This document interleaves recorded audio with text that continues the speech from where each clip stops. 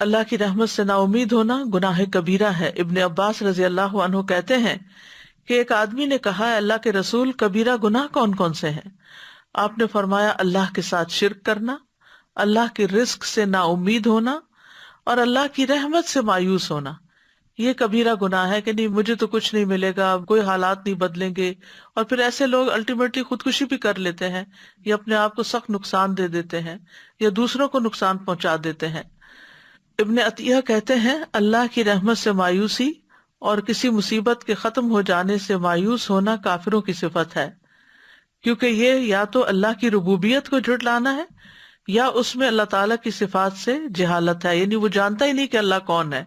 جو شخص اللہ کو پہچان لے وہ کبھی مایوس نہیں ہو سکتا، کیونکہ وہ جانتا ہے میرا ایک رب ہے جو مجھے ضرور معاف کر دے گا، کیونکہ معاف کرنا اس کو پسند ہے۔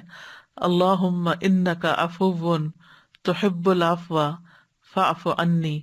آج سے آخری عشرہ بھی شروع ہو رہا ہے، طاق راتیں شروع ہو رہی ہیں، اور طاق راتوں کی بھی یہ بہترین دعا ہے کہ اللہ تعالیٰ سے معافی مانگی جائے، کیونکہ اللہم انک عفو تحب العفو، یہ بھی نبی صلی اللہ علیہ وسلم نے دعا سکھائی ہے، اور آپ کو معلوم ہے کہ اللہ تعالیٰ کو معاف کرنا پسند ہے، اللہ تعالیٰ محبت رکھتا ہے معاف کرنے سے۔ یعنی اللہ تعالیٰ نعوذ باللہ انسانوں کی طرح نہیں کہ جن سے کوئی معافی مانگے تو کہے معاف نہیں کروں گا، کبھی معاف نہیں کروں گا۔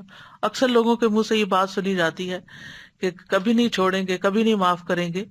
اگر کوئی معافی مانگے بھی تو وہ غرور و تکبر کا شکار ہو کر سامنے والے کی بات کو ریگارڈ نہیں کرتے، معاف نہیں کرتے۔